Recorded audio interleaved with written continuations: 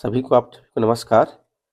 तो बच्चे लोग, आज हम कक्षा 8वीं विज्ञान अध्याय स्वास्थ्य रोग उस पर अध्ययन करेंगे बेटा, सीखेंगे उसको। तो रोग दो प्रकार के होते हैं, एक होता है संचारी रोग और एक होता है असंचारी। तो पहले देखते हैं असंचारी क्या होता है। असंचारी मतलब फैलने वाला नहीं।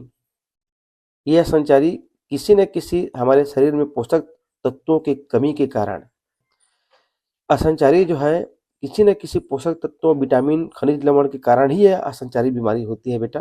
ये फैलता नहीं है, ये असंचारी बीमारी फैलता नहीं है। जो पहला बीमारी होता है, इस बीमारी का नाम है संचारी। संचारी बीमारी किससे फैलता है? ये सूक्ष्म जीवों से फैलता है। संचारी जो रोग है ये किससे फैलता है? सूक्ष्म जीवों से फैलता है। इसके माध्यम क्या क्या होते हैं? मक्खी हो गया, मानव मल हो गया, वायु हो गया, जल, इन माध्यमों के द्वारा, सूक्ष्म जीवों द्वारा संचारी रोग फैलता है। जैसे क्या क्या रोग हैं, इसको हम आगे डिटेल से पढ़ेंगे। हैजा, चेचक, टीबी। तो रोग दो प्रकार के होते हैं, संचारी और गैर संचारी। अब आते हैं, इसी को आगे बढ़ा दिया गया है, संक्रामक रोग, असंक्रामक रोग। संक्रामक रोग क्या होता है? जो रोग संपर्क से फैलता है, रोगी के संपर्क में आने पर स्वस्थ व्यक्ति भी बीमार हो जाएगा। और असंक्रामक रोग होता है पोषक तत्वों की कमी से होने वाला रोग। अब देखते हैं रोग संचरण की विधियां क्या होती है। तो विधियां हैं हवा द्वारा, जल द्वारा, संक्रमित वस्तु द्वारा, मानव मल द्वारा, मच्छर द्वारा, मक्खी द्वारा, कुत्ता द्वारा और सीधा संपर्क। तो हवा से जो फैलती है बीमारी, उस बीमारी का नाम है सर्दी जुकाम और टीबी। जल से क्या बीमारी, दूषित जल से क्या फैलती है? पाचन तंत्र संबंधित, पीलिया हो गया, दस्त हो गया, अतिसार। संक्रमित वस्तुओं से फैलने वाली बीमारी, तपेदिक, सर्दी जुकाम। मानव मल और गंदगी जिसका कारक होती है, पाचन संबंधी रोग। मच्छरों द्वारा क्या क्या रोग होता है? तो एक होता है मलेरिया, मादा एनोफिलिस, दूसरा होता है फैलेरिया क्यूलेक्स मच्छर, हम आगे पढ़ेंगे। मक्खी द्वारा होता है हैजा और पोलियो। ये विधियां हैं। कुत्ता द्वारा होती है रेबीज और सीधे संपर्क द्वारा होती है एड्स। हम इसको अभी डिटेल से पढ़ेंगे। अब आते हैं जरा विटामिन के बारे में। विटामिन को पढ़ते हैं। तो विटामिन का जो आविष्कार है, ये फंक महोदय ने किया था। विटामिन का फंक महोदय ने किया था। ये हमारे शरीर के लिए रक्षात्मक पदार्थ होते हैं, शरीर की रक्षा करते हैं। यह एक प्रकार के कार्बनिक यौगिक होते हैं। इसमें कोई कैलोरी या ऊर्जा नहीं होती, परंतु ये शरीर के रासायनिक प्रतिक्रियाओं के लिए अत्यंत आवश्यक है, इसलिए इसे रक्षात्मक पदार्थ कहते हैं। अब देखते हैं, 6 प्रकार के हम लोग विटामिन पढ़ते हैं, A B C D E के। तो हम यहाँ पढ़ेंगे सबसे पहले ए डी ई के, विटामिन ए डी ई के। क्यों ए डी ई के? क्योंकि ये जो विटामिन ए डी ई के है, ये वसा में घुलनशील विटामिन है।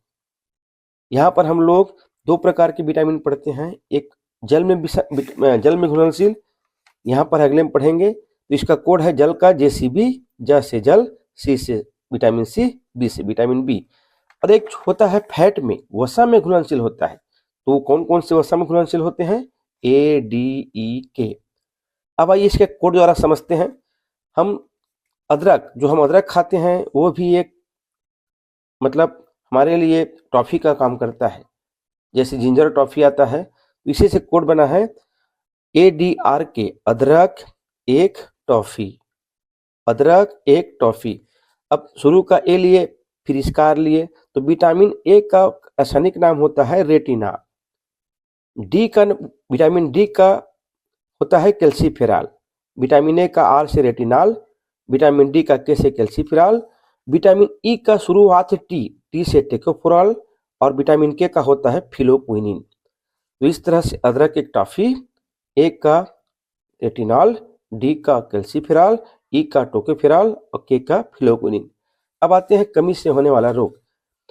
तो विटामिन ई, इससे कमी से होने वाला रोग होता है रतौंधी, रात को दिखता नहीं आंख से। विटामिन डी से बच्चों में होता है रिकेट्स और बड़ों में होता है ऑस्टियोमलेशिया। विटामिन ई के कमी से जनन क्षमता में कमी हो जाती है। और विटामिन के, इससे रक्त थक्का नहीं बनता है। तो ADE के ये वसा में घुलनशील है।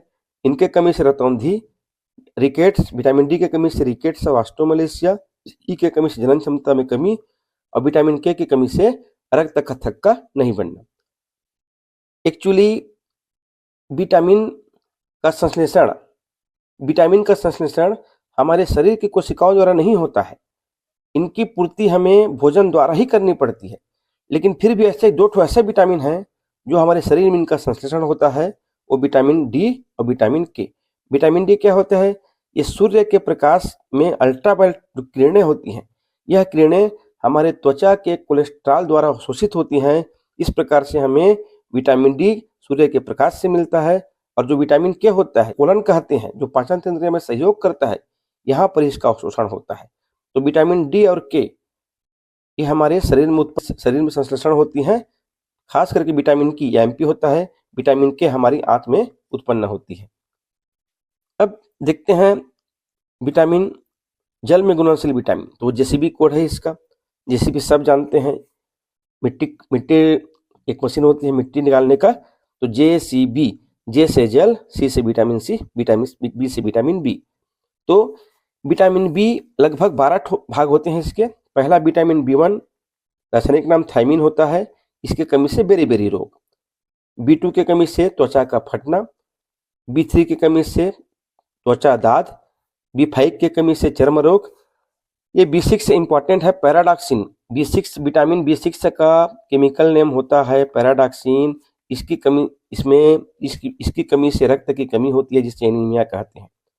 और वर्तमान में बालों का झड़ना एक कॉमन प्रॉब्लम हो गई है, सबसे ज़्यादा प्रॉब्लम हो गई है। तो बायोटिन, बालों का झड़ना का प्रमुख कारण होता है विटामिन B7 की कमी, जिसे इसका नाम होता है बायोटिन। बायोटिन की कमी से बालों का झड़ना है, और बायोटिन को है B7। अगला है B12। तो पहले बात, विटामिन B12 में कोबाल्ट पाया जाता है। विटामिन B12 में कोबाल्ट तत्व पाया जाता है। इस विटामिन B12 का नाम होता है साइनोकोबालमिन। इसके कमी से भी रक्त की कमी होती है, या पांडु रोग होता है। पांडु रोग एनीमिया को ही कहते हैं। तो इतना विटामिन बी है। खास करके इसमें B1, B6, B7, B12 को याद रखना है हम लोगों को। बेरी, एनीमिया, बालों का झड़ना और रक्त की कमी। अब है विटामिन सी। तो विटामिन सी, इसके जो स्रोत हैं, सबसे ज़्यादा कॉमन स्रोत हैं। जितने भी खट्टे पदार्थ हैं, सबसे ज़्यादा विटामिन सी होता है उसमें।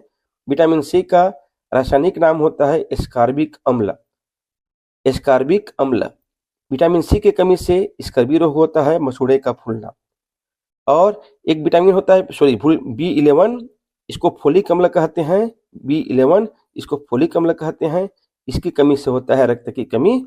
तो इतना विटामिन बी है, ये विटामिन सी है। अब आते हैं जीवाणु से होने वाला रोग। जीवाणु से होने वाला रोग के कोड है। तो कोड है हट्टी टिड्डी पाके कौन सो गया। हट्टी टिड्डी पाके कौन सो गया। तो ह से हैजा, ट से टाइफाइड, टी से टिटनेस, टी से टीबी, डी से डिप्थीरिया, प से प्लेग, क से कोढ़, क से काली खांसी, न से निमोनिया, सी से सिफिलिस और ग से गोनोरिया। ये जीवाणु से होने वाला रोग है।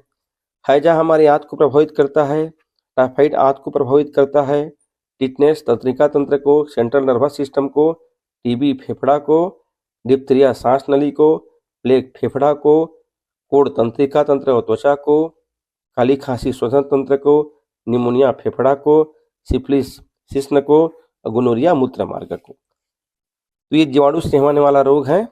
आइए देखते हैं, आप एक एक थोड़ी डिटेल में पढ़ेंगे इसका। तो प्रमुख जीवाणु से होने वाला रोग है हैजा टीबी टाइफाइड। हैजा टीबी टाइफाइड। तो हैजा जो रोग है, ये जिस जीवाणु से होता है उस जीवाणु का नाम है विब्रियो कोलेरी। विब्रियो कोलेरी इस जीवाणु का नाम है, जिसके कारण हैजा होता है। इसका हैजा का उपाय है बचने का, ओआरएस घोल दिया जाता है और हैजा का टीका लगता है। दूसरा जो बीमारी है टाइप टीबी, इसे क्षय रोग कहते हैं। पहले बात, 24 मार्च को वर्ल्ड टीबी दिवस मनाया जाता है। मार्च में 24 तारीख को विश्व टीबी दिवस मनाया जाता है।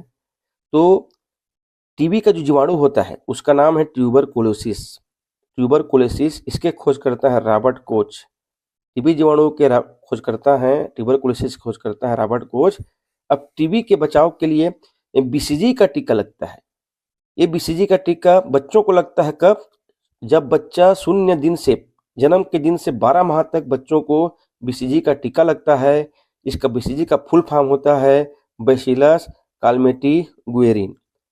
अगला रोग है टाइफाइड, जीवाणु से होता है साल्मोनेला टाइफी। इसमें बचाव का है टीएबी का टीका लगता है। तो टीबी में बीसीजी का टीका, इसमें टीएबी का टीका। अगला है प्लेग, पास्चुरेला पेस्टिस, ये चूहों के माध्यम से फैलता है। तो इसका हम याद रखने के लिए क्या करेंगे? चूहा पेटिस खा गया, पेस्टिस से पेटिस, तो क्या पढ़ेंगे, याद रखेंगे इसको, चूहा क्या खाता है? पेटिस खा गया, पास्चुरेला पेस्टिस, जिसमें प्लेग का टीका बचाव है। निमोनिया फेफड़ों में होता है। निमोनिया इसका नाम होता है, इसका जीवाणु का नाम है न्यूमेनी, ये फेफड़ों को प्रभावित करता है। डिप्थीरिया ये श्वास नली में होता है। अब आते हैं विषाणु से होने वाला रोग। तो विषाणु से होने वाला रोग में है गलसोड, ये हमारे पैराथायरॉइड ग्रंथि को प्रभावित करती है। खसरा पूरे संपूर्ण शरीर, इसका नाम होता है विषाणु का मोरबिली वायरस। ट्रेकोमा आंख को प्रभावित करती है। मेनिंजाइटिस मस्तिष्क को। इन्फ्लुएंजा पूरे बॉडी को, छींक बेचैनी आती है। अब आते हैं इसमें विषाणु से होने वाले रोग में मेन जो मुख्य है, एक सर्दी जुकाम है, ये होता है राइनोसायरस विषाणु से। अगला है छोटी माता और चेचक, जिसको हम चिकन पॉक्स कहते हैं, ये होता है वर्सिरा जोस्टर विषाणु से। अगला जो रोग है पोलियो रोग, तो पोलियो का वायरस सबसे पहले ये हमारे गला रीढ़ नाड़ी को प्रभावित करते हैं।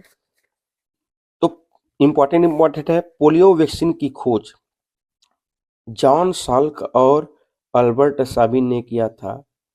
जॉन साल्क और अल्बर्ट साबिन ने किया था। पोलियो क्या है? पोलियो एक अति सूक्ष्म विषाणु है। जितने ज्ञात विषाणु हैं उनमें सबसे छोटा विषाणु, सबसे सूक्ष्म विषाणु पोलियो का होता है। यह आंत की दीवार को प्रभावित करता है। आंत की दीवार के कारण यह केंद्रीय तंत्रिका तंत्र प्रभावित होती है, जिससे पैरों की पेशी को नियंत्रित करने वाला जो तंत्र, तो आंत की दीवार और केंद्रिका तंत्रिका तंत्र। भारत शासन और विश्व स्वास्थ्य संगठन ने मिलकर पल्स पोलियो अभियान चलाया था। आप देखे होंगे दिसंबर जनवरी में 0 से 5 वर्ष के बच्चों को 2 बूंद जिंदगी के पोलियो पिलाया जाता था। अब है रेबीज। रेबीज हमारे तंत्रिका तंत्र को प्रभावित करती है, विषाणु से होता है, रेबीज वायरस से होता है। इस बीमारी का एक और नाम हाइड्रोफोबिया है, अर्थात जल से डरना। इस बीमारी का प्रमुख लक्षण है जल से डरना।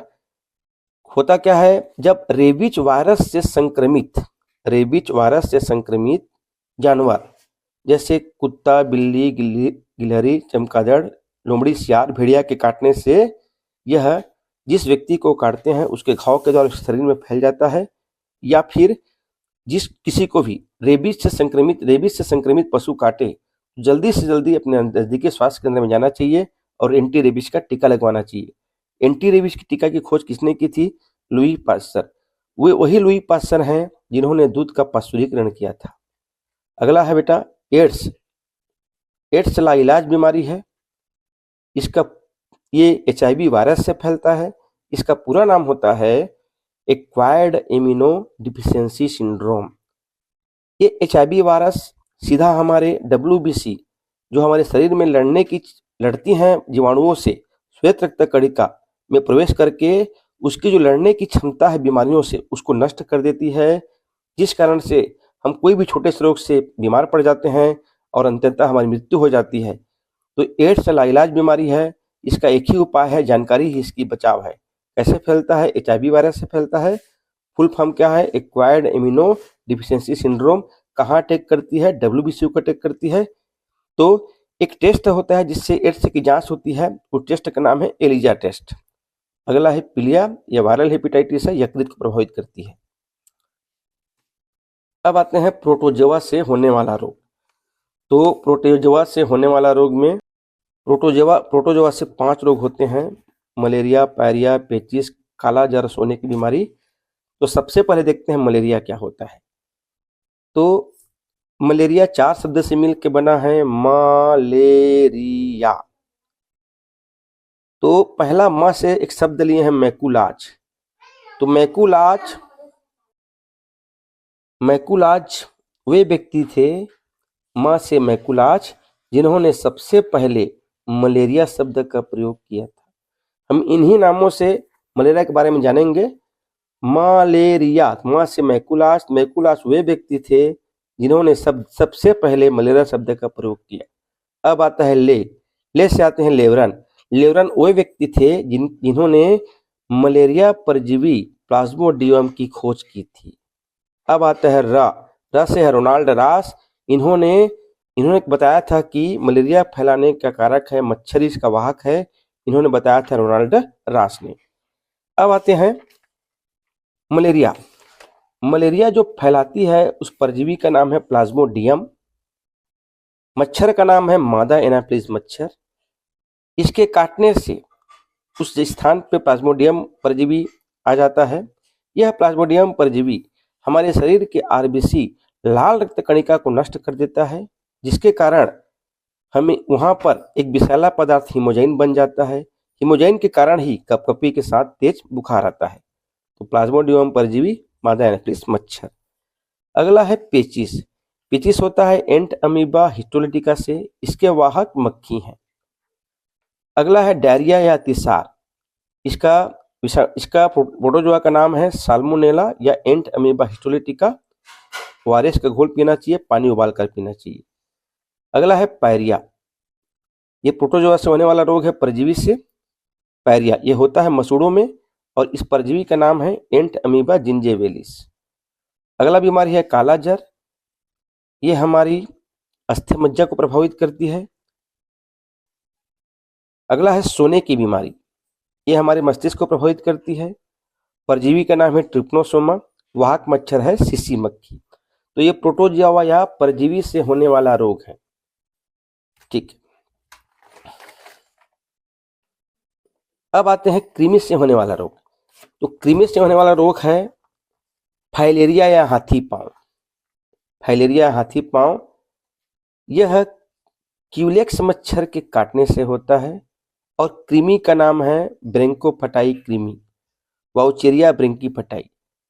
यह कृमि जीवित और मृत दोनों अवस्था में रोग उत्पन्न करता है।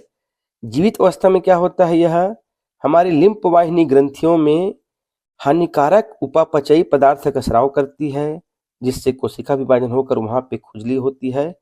और इस बीमारी का बचाव है, फाइलेरिया हाथी पांव बीमारी का बचाव है, गोली का नाम होता है टीका DEC, डाई एथाइल कार्बामाजिन। तो बच्चों जब भी आप स्कूल में खिलाएं, आप विद्यालय में अवश्य इस गोली को खाएं। DEC का फुल फॉर्म होता है डाई इथाइल कार्बामाजिन। एक विषाणु से और रोग होता है, डेंगू कहते हैं इसको, हड्डी तोड़ बुखार कहते हैं। यह विषाणु से होता है। इसके वाहक मच्छर का नाम है एडिस इजिप्टी मच्छर। विषाणु से होने वाला रोग है। फफूंद। फफूंद द्वारा कौन सा रोग होता है, दमा, खाज, गंजापन और दांत। अगला है जापानी मस्तिष्क बुखार। यह मच्छर से फैलता है।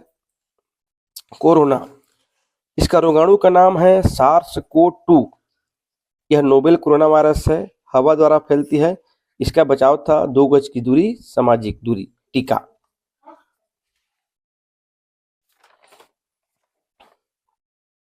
पढ़ते हैं अनुवांशिक रोग अर्थ। ठीक है, तो अनुवांशिक रोग में जेनेटिक इसको डिसीज कहते हैं, जो पीढ़ी दर पीढ़ी उतरती है। तो जैसे कलर ब्लाइंडनेस अर्थात वर्ण अंधता, इस बीमारी से ग्रसित व्यक्ति लाल और हरा कलर पहचानने में उसको कठिनाई होती है।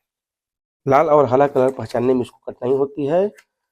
अगला है हीमोफीलिया, रक्त का थक्का नहीं बनता। जो व्यक्ति हीमोफीलिया बीमारी से ग्रसित होते हैं, रोग से, उनमें रक्त का थक्का नहीं बनता है।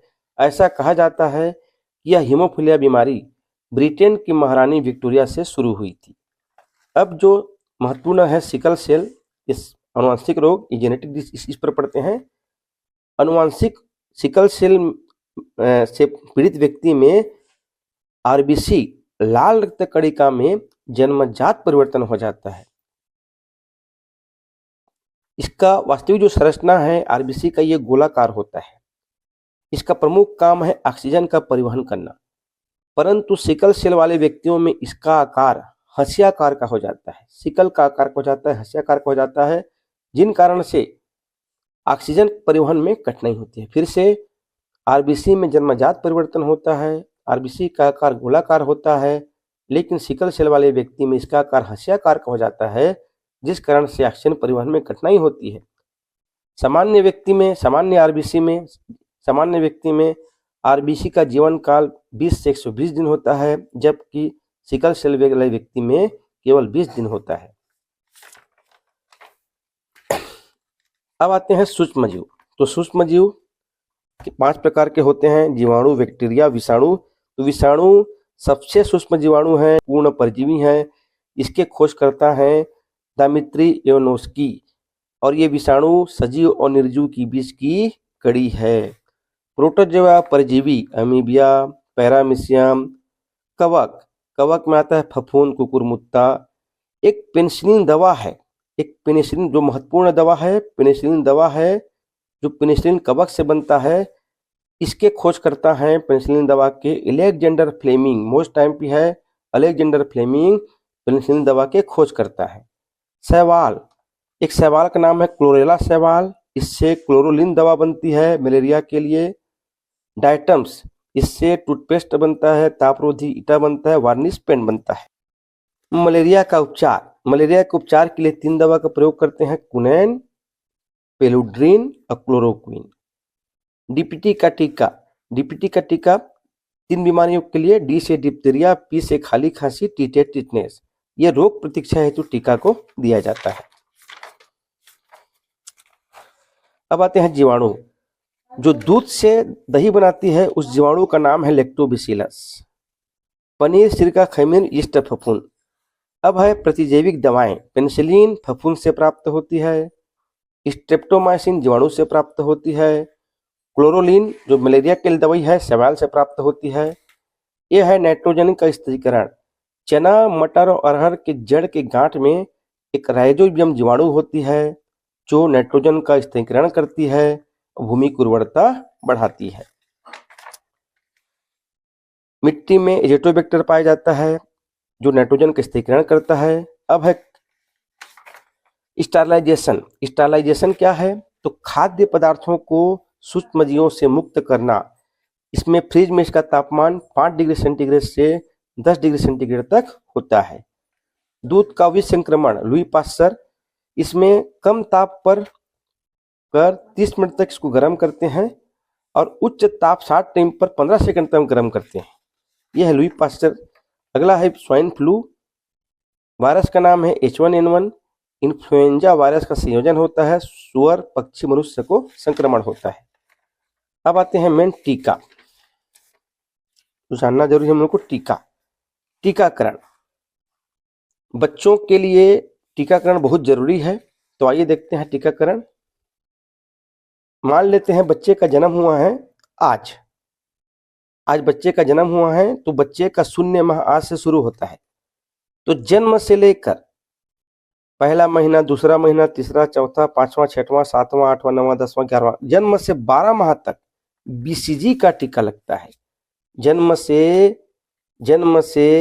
12 माह तक बीसीजी का टीका लगता है। यह टीका टीबी के लिए जरूरी है। टीबी के बचाव के लिए रोग प्रतिरोधक टीका लगाते हैं, बीसीजी का टीका लगता है। अब बच्चा 1 माह का हुआ, जब बच्चा 1.5 माह पहुंचता है तो बच्चे को डीपीटी अर्थात डिप्थीरिया, काली खांसी और टिटनेस का टीका और ओरल पोलियो वैक्सीन पिलाई जाती है। फिर 1.5 का दुगुना, जब 1 महीना बाद जब बच्चा 2.5 महीने का होता है तो इसको फिर से डीपीटी और ओपीवी पिलाई जाती है। फिर जब 1 महीना बाद बच्चा 3.5 माह में पहुंचता है तो इसको डीपीटी ओपीवी तीसरी बार पिलाई जाती है। तो जन्म से 12 माह तक बीसीजी टीका, 1.5, 2.5, 3 महीना में डीपीटी ओपीवी टीका, और जब बच्चा 9 माह से 12 माह के बीच बच्चे को खसरे का टीका दिया जाता है। बहुत ही महत्वपूर्ण टीका है खसरा का टीका।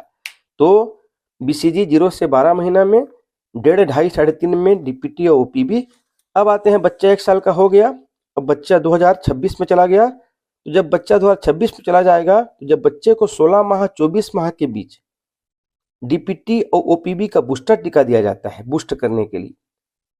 अब बच्चा 5 वर्ष से चला गया, 2030 चला गया, तो 5 से 6 वर्ष के बीच में बच्चे को DT टीका दी जाती है, काली खांसी और टिटनेस के लिए। अब बच्चा चला गया 10 वर्ष से 16 वर्ष के बीच में, 35 से चला गया मान लीजिए, 10 से 16 वर्ष के बीच में बच्चे को TT अर्थात टिटनेस का टीका दिया जाता है। तो इस प्रकार से बच्चों में प्रतिरोधक क्षमता बढ़ाने के लिए और रोगों से बचाव के लिए इस टीका को दिया जाता है। अब इसमें चित्र के माध्यम से बीमारी समझते हैं। यहाँ पर चित्र बना हुआ है, तंत्रिका तंत्र का है, ये पाचन तंत्र का है, ये श्वास नली का है, फेफड़े श्वसन तंत्र का है। तो देखते हैं तंत्रिका तंत्र को कौन कौन सी बीमारी प्रभावित करती है। टिटनेस करती है, मेनिंजाइटिस टिटनेस करती है तंत्रिका तंत्र को, कोड़ करती है तंत्रिका तंत्र को, रेबीज करती है तंत्रिका तंत्र को। टिटनेस, रेबीज और कोड़। मस्तिष्क को कौन प्रभावित करती है? मेनिंजाइटिस बीमारी मस्तिष्क को करती है और सोने की बीमारी। अब आते हैं आंख को कौन सी बीमारी? ट्रिकोमा करती है। अब आते हैं आंत को कौन कौन सा प्रभावित करती है? हैजा, टाइफाइड, पेचिस और आंत में विटामिन के का निर्माण होता है। यकृत को कौन प्रभावित करती है? पीलिया। तो तंत्रिका तंत्र को टिटनेस, रेबीज, कोड़, मस्तिष्क को मेनिंजाइटिस, सोने की बीमारी, आंख को ट्रिकोमा, यकृत को पीलिया, आंत को हैजा, टाइफाइड, पेचिस, आंत में विटामिन के बनता है। अब आते हैं श्वास नली, डिप्थीरिया बीमारी, निमोनिया, क्षय रोग, फेफड़ा, निमोनिया, क्षय रोग, प्लेग, फेफड़ा। श्वसन तंत्र को प्रभावित करती है काली खांसी। अब यह है संपूर्ण शरीर। तो संपूर्ण शरीर को प्रभावित करने वाले बीमारी का नाम है डेंगू ज्वर, चेचक, छोटी माता। डेंगू ज्वर में प्लेटलेट्स कमी हो जाती है। चेचक, छोटी माता, इन्फ्लुएंजा, ये संपूर्ण शरीर को प्रभावित करती है। ट्रेकोमा आंख को करती है, हर्पीस त्वचा को करती है। यह है हमारी पैराथाइड ग्रंथि, पैराथाइड ग्लैंड्स, ये इसको गलसोट बीमारी प्रभावित करती है।